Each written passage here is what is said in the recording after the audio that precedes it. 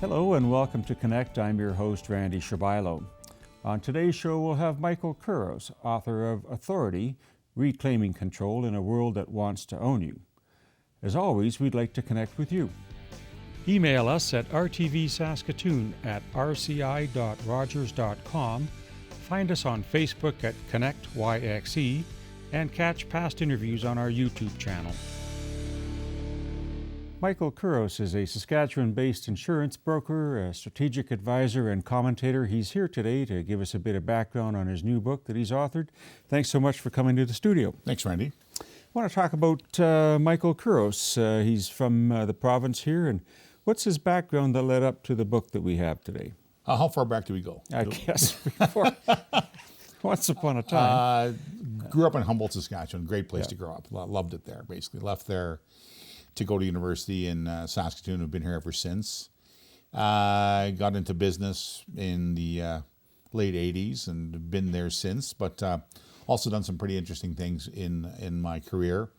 I've been president of Saskatoon Folk Fest. I think I was the youngest ever president in 92, 93. Sat on the Saskatoon Regional Health Authority Board, sat on Saskatoon City Hospital Foundation Board, numerous private boards, etc. I've been running business, and now I'm also running my insurance brokerage and also a consultant with a few companies and organizations and letting them know my opinion on how to do things better. And then that did some media for a while. I actually was the morning show host when 650 NTR, about 6 months after they launched, I was a morning show host there for about 18 months. So that was my first touch into the media. Possibly the worst morning show in the history of radio in Canada, but we gave it a shot. Really great experience, and would occasionally, when John Gormley had his program, would occasionally fill in for him. So, I got the media bug and had it pretty bad sort of thing. So through those cumulative experiences, I decided to write a book. And it's called Authority, Reclaiming Control in a World That Wants to Own You. It's available on Amazon now. And sales have been pretty good so far. And the catalyst to the book was the time that I actually spent on radio a couple of years back, predominantly during COVID, because I thought I'd write something that dealt with the difficulty of people knowing who to trust. And I think that's a problem that most people have right now is who can they trust, who do they believe? Is it the media, is it government, is it politicians? And the impetus of the book really started around the COVID era. I was guest hosting for John, and at that time there was vaccines coming out that had gone to market within 18 months, and the government was telling us they were safe and reliable and effective. And at that time, this is not a conversation about COVID per se, but at that particular point, you could not register a complaint against what was going on. You couldn't, because that didn't fit the narrative. And I had some personal, reservations about talking about this, but I thought to myself I wasn't skilled enough or qualified enough to basically give those reservations, particularly on the most listened to radio show in Saskatchewan, because I didn't want to go on there and be responsible for somebody getting hurt because of bad advice they would have gotten from me. Yeah. So I found the time very confusing because I didn't know who to trust. I knew there was a problem, but I didn't know who to trust. So that's really the impetus of the book. Although I do talk about, and you experience this now that you're in media as well. I was in business one day, and then the next day I was on the radio hosting a morning show. And people's attitudes towards me changed because I was in an authoritative position. Even though my knowledge base had not increased, I wasn't particularly smarter the next day. I was the same guy, but people started treating me differently because I was on radio. And, media has an effect that people assume that because you're on media that you have a certain volume of knowledge that you can pass on to people. And I found that was very interesting. So that's when it kind of, the inkling was there, but then it really started in COVID. So that's why I wrote the book. And I do the history of authority, where it started and how authority right now is changing, particularly with AI and algorithms. And it's been described to me by the people who read the book as a bit scary, as you get into the technological advances that are happening right now. But at the very, very end of the book, I give people sort of a way out, a way they can actually determine who should be their authority and who they should listen to and how to be your own authority. So that's basically, in a nutshell, the book. So it starts off with the very, very beginning of sort of civilization, where ultimately the authority basically you granted was to people that would keep you safe. At a young age, that yeah, you growing up and we're talking thousands of years ago. So, Thousands of years ago. That does come into it as well. Mm-hmm. But thousands of years ago, you basically were part of a tribe ultimately, and the people that could give you fire and shelter and food and right, basics. were people. The basics would actually be your authority. Then it changed in medieval times, so now you had the church and you had kings and that sort of thing. Then the Industrial Revolution got into companies and that sort of thing. And now we've kind of expanded into authority that we grant. And we grant authority as kids, right? Because we're told to respect and trust our elders, the clergy, police, government officials, those sort of people, right? And some of them are worthy of trust and some of them are worthy of authority, but some of them aren't. And I think that's where it gets confusing sometimes, because we sometimes trust the wrong people. And now with the deluge of information out there, you have access to information that we never had before in history. And now you can look at somebody up and say, okay, what have their past decisions been in the past and how have they affected those? And were they right decisions? Were they wrong decisions? And can I truly trust this politician or this statesman, et cetera? So, but it does start with children, right? If you're looking at all of us growing up, and to your point, when we grew up and we had those fences and geo-fencing of respect paid to all of those uniforms, if you will, and positions of authority, when you have youth that have access to different channels through internet, social media, or friends who have access to that, there's obviously an influence that must come into play. One of the challenges of the information age is it's the information age and not the age of wisdom. It's not the knowledge age, it's the information age. So there is so much information, more information than we've ever been able to gather. So what we do is we default to authority of people we think know better than us. Rather than looking up the information ourselves, going on Google, going on AI and looking up the information, we'll just say, hey, Randy's a pretty smart guy, what does he think? And I'll just kind of go with that. So we defer and we outsource our authority to people that we think we trust, right? And lots of people still look up the information. And I agree that everybody should be looking up information all the time on everything. But a lot of people are busy in their days. They go to work, they go to school, they have children, they've got activities. You work hard all day, you make supper, you do that kind of stuff, and then you watch sports, or you go online, or you watch Prime, or Netflix, or what have you. So the thinking part has been sort of outsourced, and people have taken advantage of that because, for the most part, without being disparaging, many of us are kind of lazy in our investigations about things like authority. So we just naturally defer to people.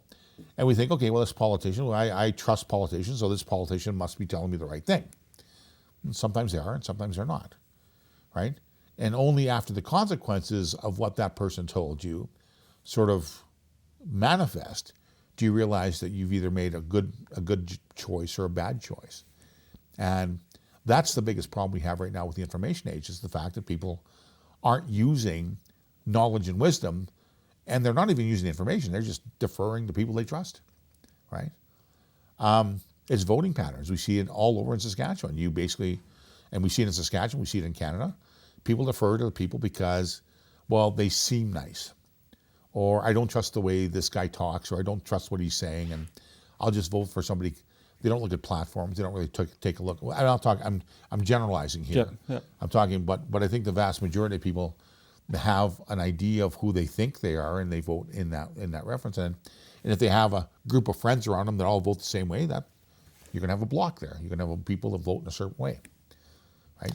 So when we you talked about the information and the algorithms, and if you keep searching one way or for that same type of information, that will have a predominant way of showing back up into your feed. That's the insidious part about algorithms. Yeah. If you start searching, the algorithms learn who you are, and they will start presenting ideas and facts, particularly with AI now in the picture. They'll start giving you information about the way they think you think. So ultimately, if you are not a big fan of the Prime Minister, for instance, and you basically search out articles about things that oppose him, you will get more of that stuff on social media in your timeline. If you're a fan of the current Prime Minister, you will get a bunch of things and you'll wonder why people are against him. And the same goes with the leader of the opposition, the same goes with the leader of the NDP, whatever you have. So the algorithms read what you do. The algorithms are there for one reason, to keep your eyes on the instrument that you're paying attention to.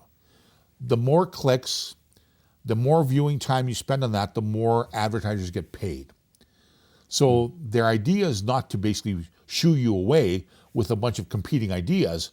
It's to figure out who you are and then present you with a bunch of options that keep you at that particular social media, whether it be Instagram or Reels or what have you, and keep you focused in on that for as long as it can possibly keep you focused in on, because that's where the money's made, right? If you're not paying for the product, you are the product.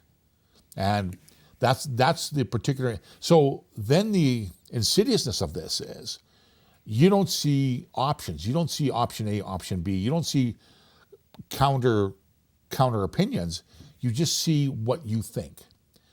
So if that's done over time, then what you believe is that it becomes very real to you, and there are no other options, right? Other than what you believe. And how could you be wrong? Because everything is focused and pushed towards you through algorithms to basically become the person, to become the person they think you are. So it's a really, really dangerous time to be living right now. You have to be able to seek out differing opinions and differing points of view and listen to other people. And the most difficult part of that is we've created a situation where we're part of teams now. You're team A, you're team B. So ultimately, everybody around you agrees with you in team A. Everybody in team B agrees. And team A cannot figure out team B, and the same goes back. And now all of a sudden, we have become polarized as a society. And a lot of it is due to technology.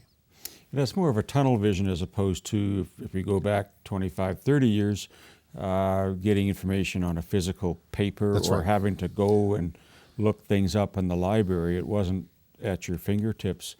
What do you think will happen with the book coming out? Is it more of an educational type of thing, or is it kind of a wake up that maybe just turn your sights on something? It's a bit of an awareness thing. Yeah. In order for you to fix something, you have to realize there's a problem, because most people go through life not thinking there's an issue, right? Yep. And I'm not saying there's issues in everybody's lives. I'm not saying there aren't people that are careful considerers, people that carefully consider issues. Yep. But for the most part, everybody's so busy. We've never had to deal with as many things as we do, right? If you take a look at the studio, right? There are so many different things in the studio that take our attention away from us. Whereas back 100 years ago, you had a house, you had a chair, you had a sink, you might have had an ice box, you might have had a bed, but there was nothing else in it. There was not a phone charger, there was not a phone, there was none of this stuff in there. So life is so much more complex that we use our brain power. And a perfect example of this is people get into decision fatigue. You get to the end of the day and then you're there with your spouse and you're both struggling as to what to figure out what to have for dinner, because you've been making decisions all day long, dealing with life all day long, and you're like, okay. You decide. Yeah, you decide.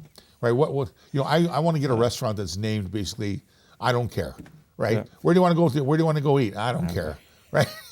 That's the name of the restaurant. It would be I don't care. Yeah.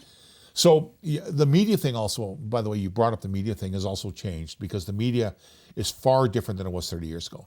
The media is now predominantly based on opinion, and you have left and right-leaning media outlets.